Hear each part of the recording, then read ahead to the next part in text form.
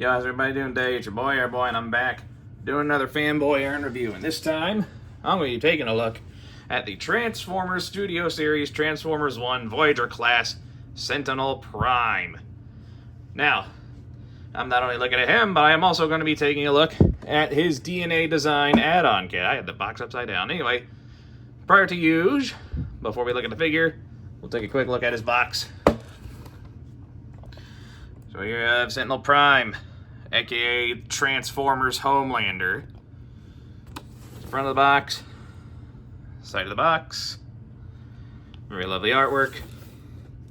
Nothing much going on this side of the box. Top and bottom, never really have anything going on.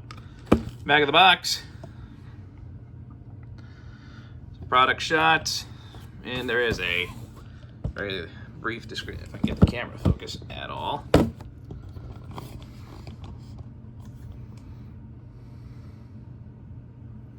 There we go. There's a little bio there if you want to read it really quick. There's a one-sentence bio. Sentinel Prime is a leader of Iacon City and fights to save Cybertron from the Quintessons. Bullshit! Spoiler alert for the movie if you haven't seen it, but he does not do that. He's still a pretty cool character, though.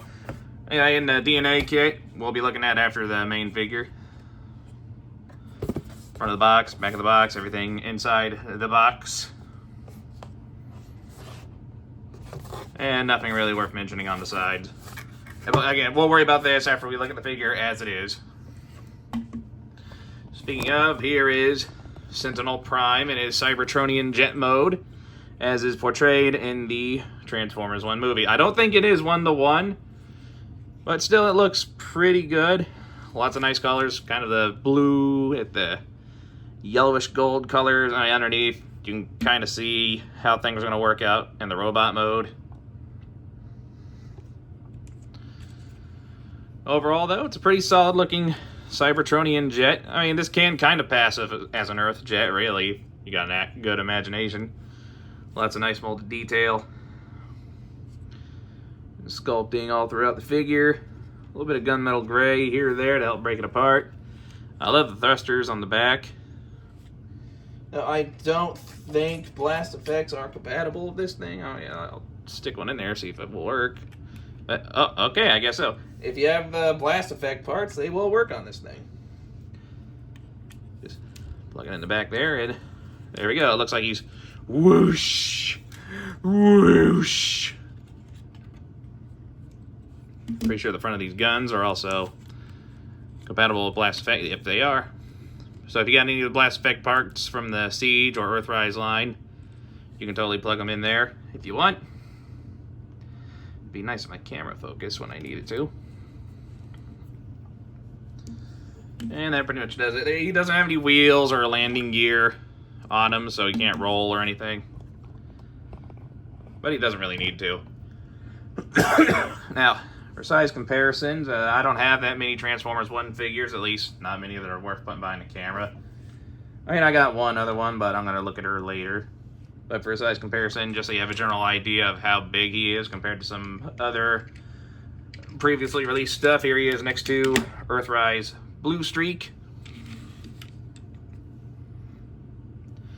Get a sense of how he scales with that particular mold, because it was used with like half a dozen other figures. Here is the Siege War for Cybertron Hound.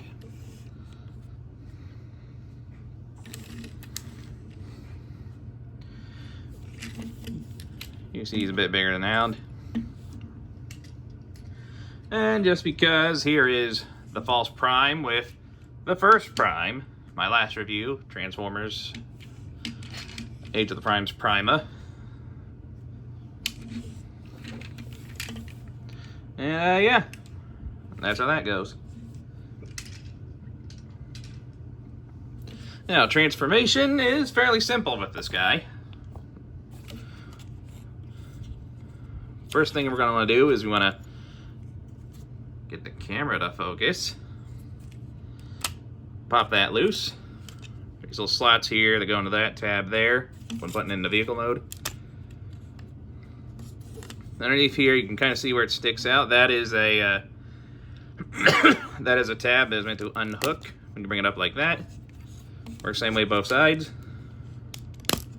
There we go. Then what you want to do from here, you want to pull these out, and there are tabs. It connects via a tab system. There's like these little tab lineup here with these tabs here. Just kind of bring them up and out of the way for now on both sides. Then back here, I'm going to take this panel and bring it. I'll bring the camera up a little bit so you can see what I'm doing.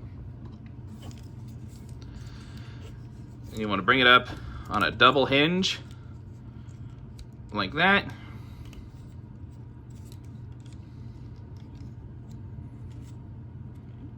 Bring it all the way up so it's flush against his back.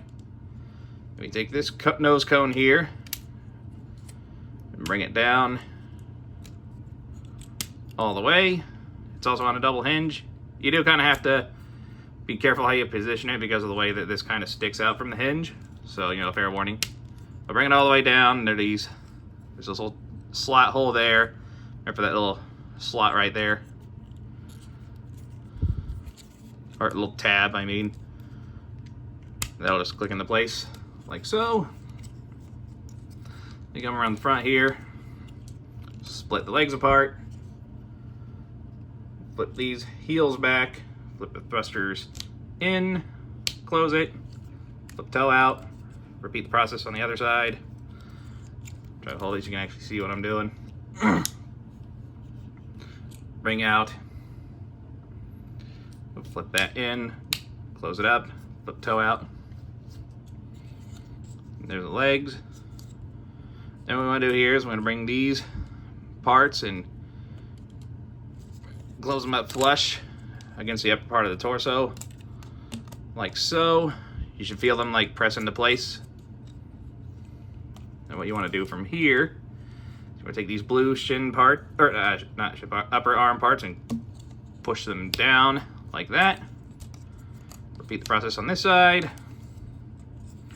We are almost done. What you want to do now is you want to take the wings, bring them up, move the arm out. They are on a double hinge there, as you can see.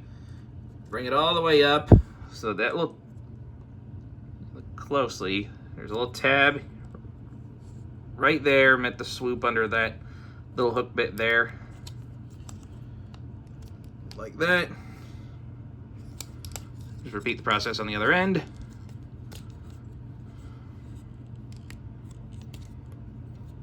His arm's getting in the way so you can't quite see what I'm doing.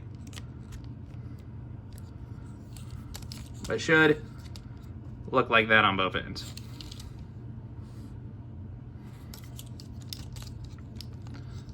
And we're almost done. What we want to do now is we want to take the head and rotate it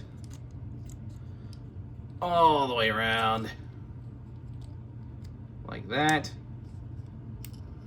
And there we go. I think we're done. Are we done? Oh, that popped loose. There we go. Yep, we're done. So here we have... Oh, no, wait, we're not done. We gotta take these panels here on his chest and flip them outward, I believe. That makes his chest look a little beefier. I don't think that is necessary. I don't have the original instructions with me, but yeah, I like the way that looks, so that's how we're gonna do it.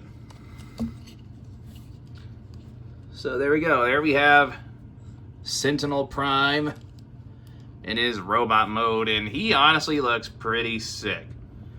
Like, I would argue this is probably one of the best designs for Sentinel I've ever seen. Like, it takes a lot of his best design aspects from previous versions and just combines them into a perfect build. He's got long legs. The backpack is, yeah, the wing parts are a little wide, but, you know, not needed. Oh, I forgot one little bit. You want to take these little wing pieces and fold them down. Easy fix. Anyway, back to robot mode. As you can see, lots of nice molded detail. Get in here close. Take a look at that head sculpt. Pretty decent head sculpt. Nice light blue for the eyes. Little bits of gold here to help break it up. Overall, I absolutely love the color palette they went with for this figure. The golds and the different shades of blue really help blend everything together.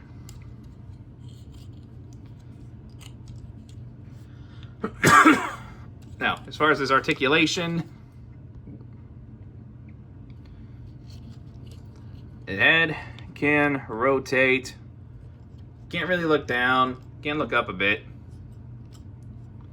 Shoulders are on a ball joint, and you can move these wings back on a hinge to accommodate the arm movement. Because they're on a ball joint, the arms, in theory, can go all the way around. You just got to move the wing to accommodate it. They can go out that far. There is bicep rotation, 90-degree elbow bend. I think it's 90, almost 90. Nothing at the wrist, unfortunately. The wrists do not rotate. The waist can rotate. Legs can kick up about that far. You can go back about that far before the stuff on his back starts getting in the way. You can do the full splits. He's got little under 90-degree knee bend. There is a thigh swivel. That's not really a thigh, it's more of a knee swivel. And the feet can bend all the way, so you can put them in a pretty... Because he can do splits, he can do a pretty wide stance if you need him to. Overall, though, other than his ability to not be able to look down and the lack of wrist articulation, he is fairly poseable. Like, it's not too hard to get this guy in some pretty decent-looking poses.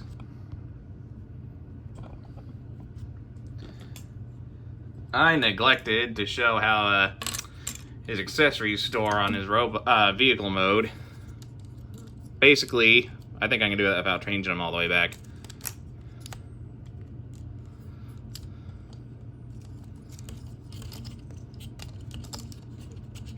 Let me just change certain things back here.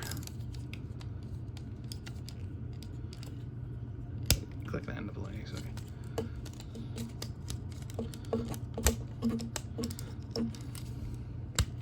So basically, when he's in jet mode and all that stuff's laying out flat, you want to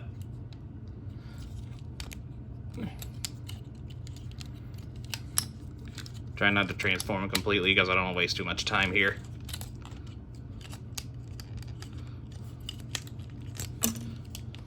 Okay, goddammit. Alright, so yeah, he comes with a few accessories. He's 2 guns. Completely overlooked these. These long barrels.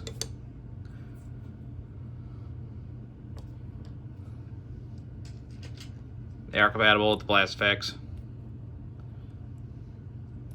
Anyway, you can store it on the vehicle mode. When you got him in his jet mode, there's this tab right here. And for the shield.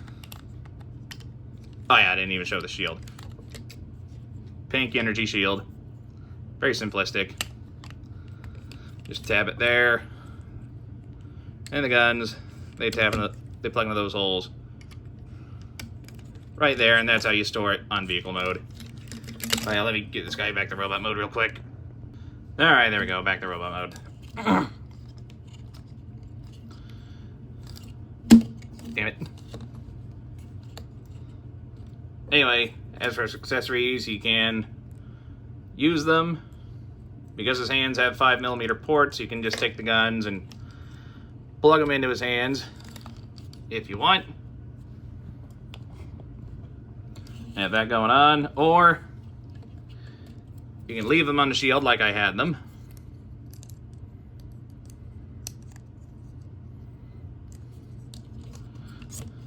And plug them into his arm via that tab connection right there.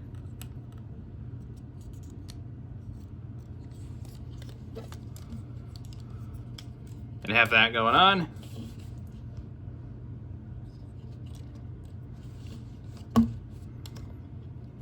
But even though technically those are his only accessories, he is still packing. Because aside from that, both of his arms can go back out and look like the arm cannons like he used in the movie, which is really cool, but it doesn't end there either. The top of these shoulder pads here can flip open. And these gray bits inside can flip out. And the shoulder cannons, which is pretty sick. We're still not done. If we come to the heels, or the shins here, these panels flip open. Inside, these blue parts here will flip out, forming these shin missile launchers. Can be done on either side. And the piece of resistance, flip this little panel open. Inside, you take this part here, flip it up into a retractable battle mask like he had in the movie, and that looks absolutely sick. Like, this Sentinel Prime is ready for a fight, and he doesn't plan on going down easy. He really didn't in the movie either. Like, he put up a somewhat decent fight before Megatron finally got the edge on him. As you can see, he looks absolutely sick. Like, they went all out with this figure in terms of his gimmicks, and I love it. Now, I'm gonna straighten them out here. And again, either arm can become a arm cannon. I just like to leave this cannon retracted when the shield is attached.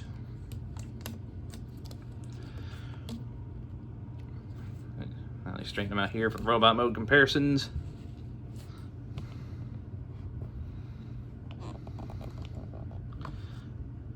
Alright, there we go. And starting off, here he is next to Smokescreen. Or not Smokescreen, Blue Streak. As you can see, he is a little bit taller than Blue Streak, as he should be. He is a Voyager class figure. Here he is next to Hound. This is honestly one of my favorite Siege figures. I know there's another version of Hound that came out recently, but I'm probably going to stick with this one. I just like the colors better. And finally, here he is next to Prima. As you can see, Prima is a bit taller than Sentinel. Like, in terms of Voyager class figures, Sentinel is a little bit on the smaller side. So, fake Prime, real Prime. You can see how they look together.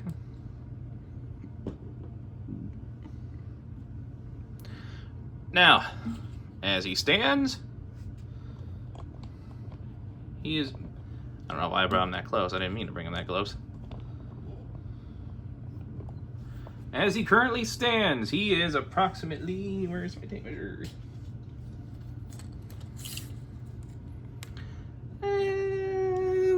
About 6 inches, just a little under 6 inches.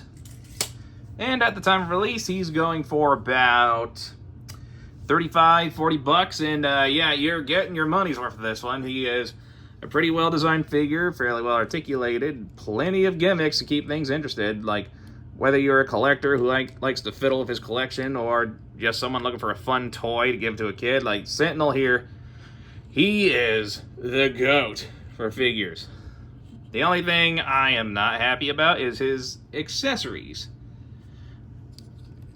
I think they should have gone with a transparent pink for the shield, because it was an energy shield that he had in the movie. And it would have been nice if his double-bladed sword was also included. Which, I know he didn't use it much in the movie, but still, it would have been a nice little addition. Fortunately, that's where DNA Designs comes in. One more look at that box before we continue. Everything in the box. Front of the box. Moving on. And everything includes a better shield, which is actually a very nice transparent dark pink. Now this is a proper energy shield right here. A replacement for the gun, which honestly I think looks a lot better. Replacements for his shin missile launchers. These bits that I assume are gap fillers, we will get to them when we get to them. No, I did not attach any of this stuff beforehand. Much like in the last review with Prima, I'm installing this kit now during this recording. Some replacement for his feet. I'm not sure why, but they are here. A new hip piece. Another hip piece for reenacting a specific scene in the movie. More of what I can only assume to be gap fillers. This thing, I'm not 100% certain what this is supposed to be. I assume it's an attachment for the shield. A transformation cog.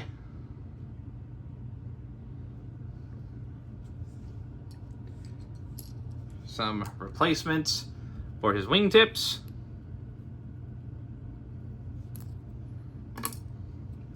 And last but not least, his swords. And they do connect.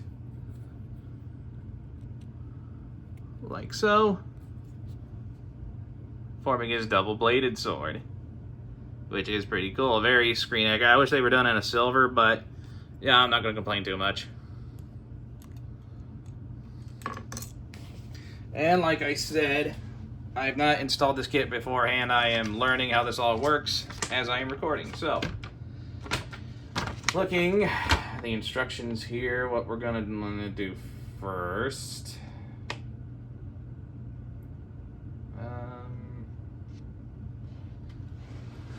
Okay, so, all right, according to the instructions, what we're going to want to do first, unscrew these screws here on his chest.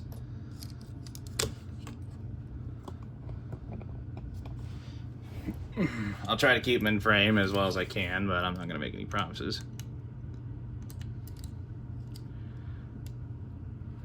There we go.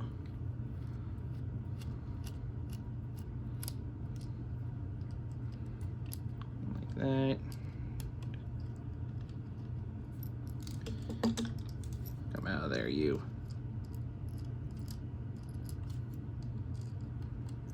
Trying to be careful because these are some small screws and I don't want to lose them. Alright, you just remove all of those like that. I'm going to just go ahead and do that off camera real quick. Alright, there we go. All screws are removed. And what we want to do now is remove that chest piece. Just set it to the side for now. We come here, remove his hips. And we set his torso aside. Now on his hips, you can see 3 screws that we got to remove. Same basic principle, and I'm going to do it off camera again.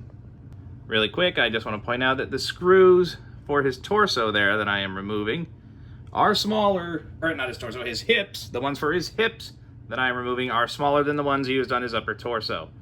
So, you know, don't get this confused. Torso, hips. Torso long, hips small. And bam, all screws are removed. From there, what you want to do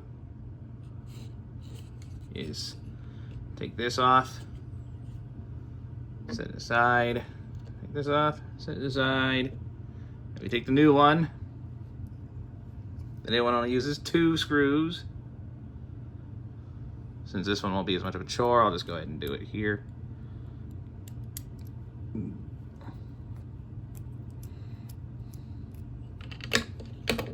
Yeah, that's fine.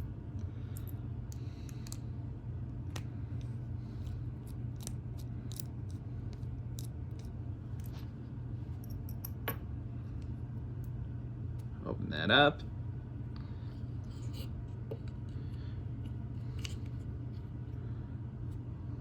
Position these mushroom pegs for the legs so that they are lined up like that.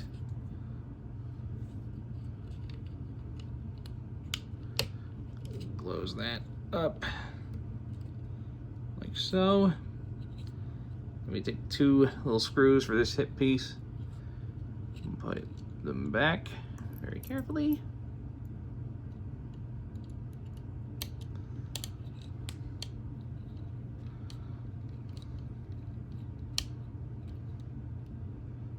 Nice and tight. up here.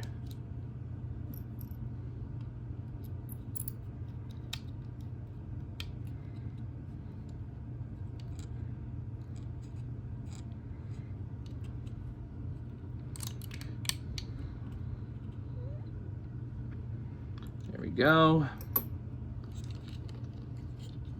And feels tight enough. It doesn't feel loose, which is good. Now from here, I believe this new hip piece, I think this mushroom pit, yep, that slides out. Good. Now from here, we just reassemble this guy. Plug the new waste where the old one was.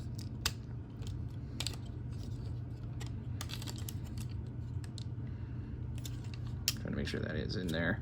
All right. Torso. Line it back up. Make sure everything's closed up nice and tightly. I guess I don't need the screws for the hip piece anymore, so I don't know why I had to point it out so vividly. Take screws for the torsos. Just line them up in there like that.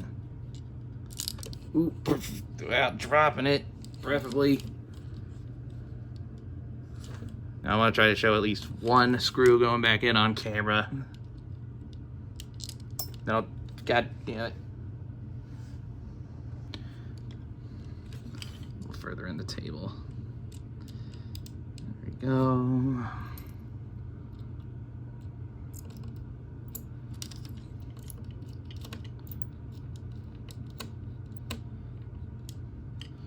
Alright, like that, and there we go, like that, and as you can see there are 4 places the screws go in, so I'm gonna put the rest of those in off camera because I'm tired of dropping them. And bam, there we go. All 4 screws back where they belong. Let me tell you, you need the hands of a surgeon because that took me at least a couple minutes. I'm gonna retract his weapons real quick.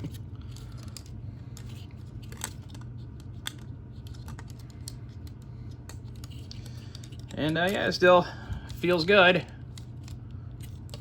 All right, and waist rotation's a little tighter now.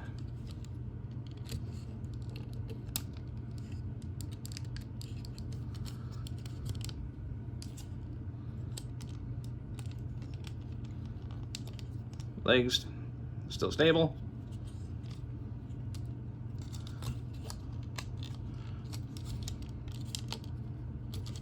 Yeah, the new hip piece compared to the old one, I will say, definitely a lot better. Now here's the old one. This one actually has a little more paint on it, which is something I appreciate. All right, now next, what is next? Any instructions here? These toe pieces.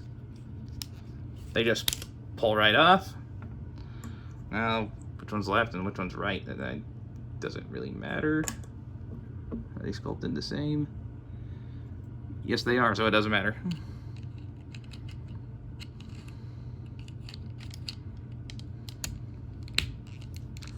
Plug in like that. Okay. I'm not 100% certain what's so different about these feet pieces, but I guess we'll find out. There we go.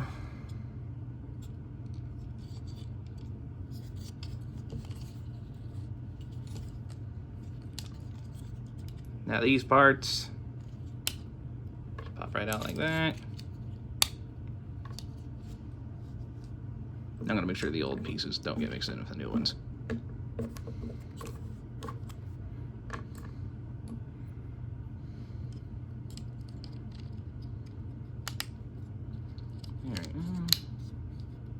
Yeah, that looks way better.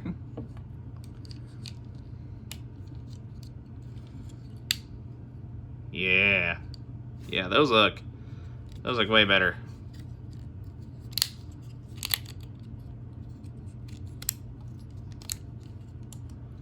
All right. Hold on a second.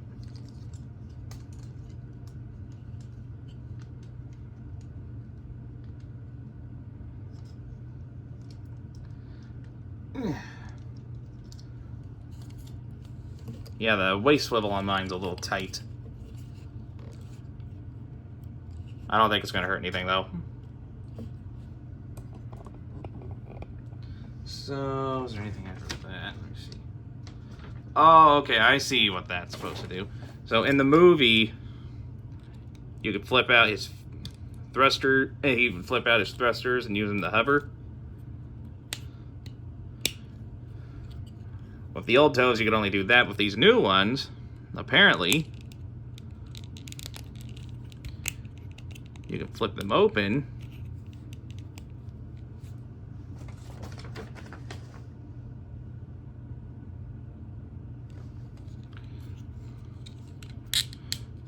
Rotate them around. And I guess this is supposed to be a little more screen accurate?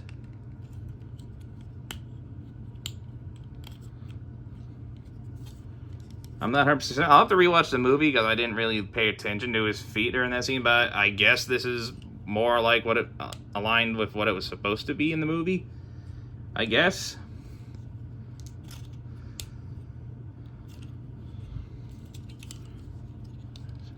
Pretty simple to transform. Just transform it the right way, preferably. Rotate. Close. There we go. All right. Let me look at the instructions here. What's next? What's next? I put those in. I swap that out.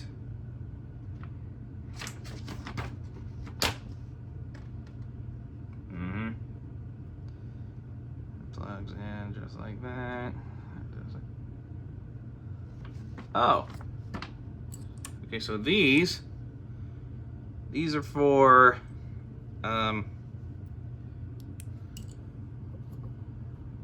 both these and these are for the Transformers Studio Series Transformers 1 Bumblebee figure, which I currently do not have. So I'll probably end up putting these on eBay or give them to someone else. I don't know. I'll figure out something to do with them. So moving on to what's important here.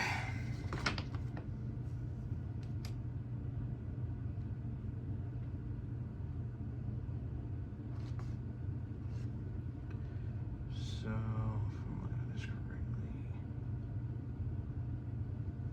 correctly. Okay, this blue piece comes off. Yes, it does. Okay. So this part, what you want to do is you want to... I was correct. It is for the shield.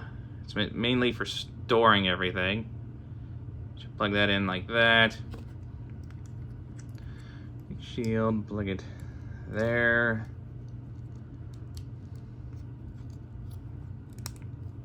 Like that. Take the new gun, plug it in the shield like that. And everything plugged in correctly.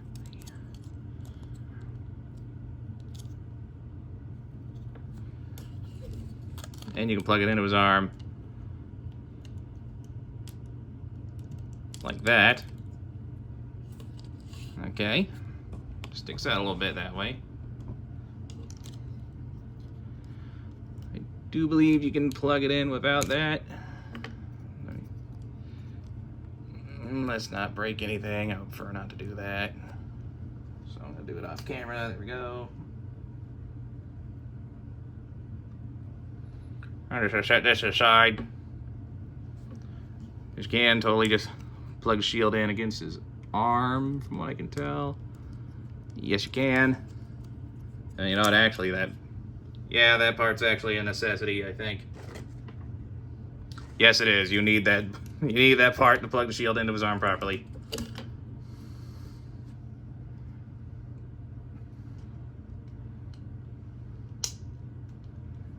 I don't know why it wasn't just already attached.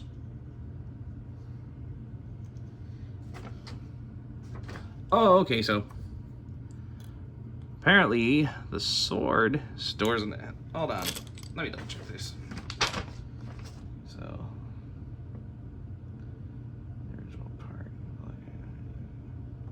alright, so if you want to, you can keep the original guns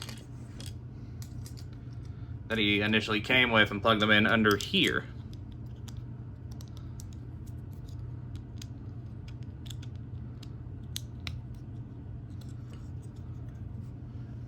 I'm not sure if I really like that, so I'm probably just gonna disregard these completely. And it says here that's okay. So the swords can store on the shield as well. They just see this part here that kind of molds into a triangle. If I am looking at these instructions correctly, they just slide right here into these tabs. Right there. Yep.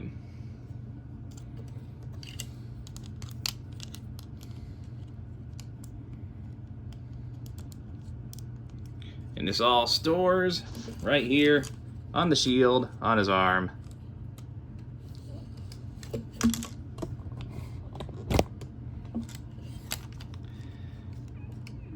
Just like that.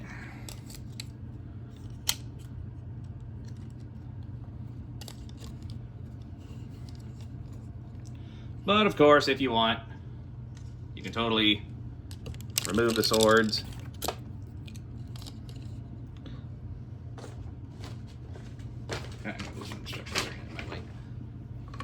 And he can hold them individually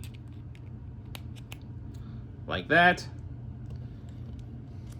But if you want to go full movie Sentinel Prime, you take the little blue pit, plug it in the bottom of one handle, slide that in like that, take the other sword, plug it in at the bottom, put it in like that, and there you go. Sentinel, fully armed up, both his shield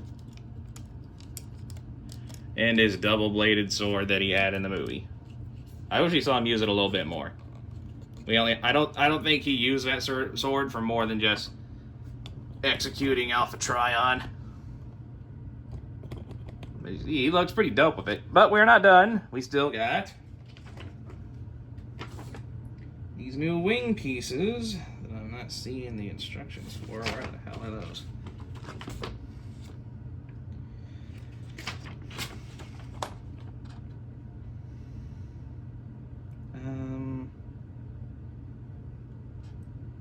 So do these?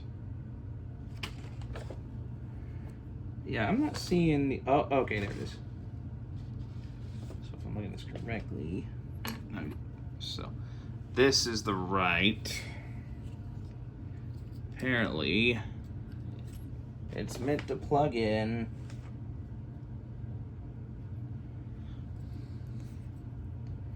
to these two spaces here. Oh, okay, I see. And it wraps around that.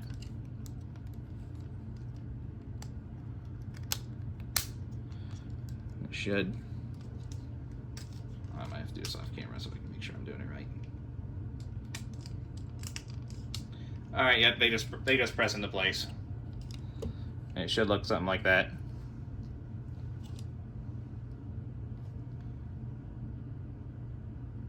Just rinse and repeat on the other side. Line up these little bits here, these gaps here.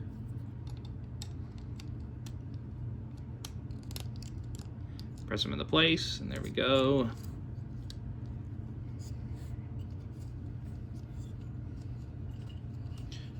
Makes his wings look more accurate to the movie. And what's left? All that's left is this transformation cog that he also had in the movie. Apparently just stores into his chest.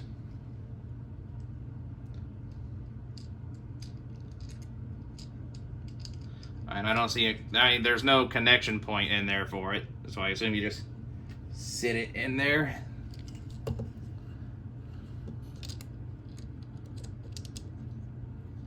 Like that. Be sure. Yeah, you can't store it in there with the mask, unfortunately. Unless, what if you take it out and put the mask in first?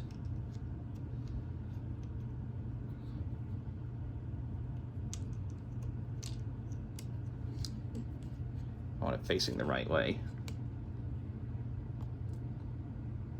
And again, I'm doing my best to keep everything on screen, so just bear with me. And close it up.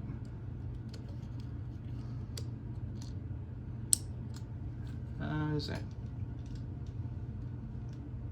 Alright, so this transformation cog is not wanting to cooperate with me at all.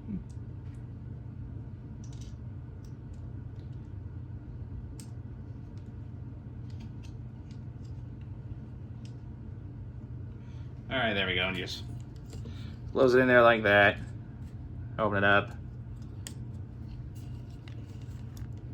And now, one more gimmick this guy has with the new waist piece. Gotta move his back panels out of the way so I can show what I'm doing. Unlike the old one that you couldn't separate from the torso, this one apparently can. Just trying to do it nice, carefully. There we go. And you can swap it with this part. And if you have the TF1 Megatron, which I'm not sure if I do or not. Yeah, just to complete the scene, I'll go get a Megatron real quick. Hold on. It might not be the TF1 Megatron, but it'll be a Megatron. I'll be right back. I'll remove his weapons real quick.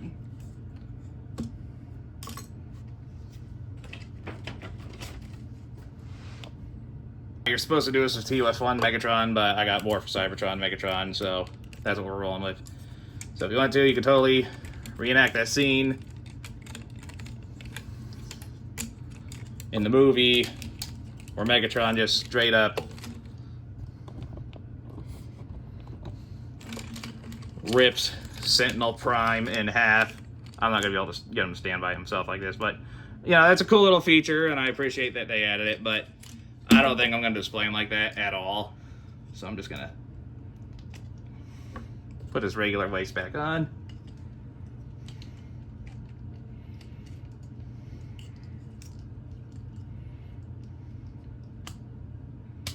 There we go. And it just slides back in and out.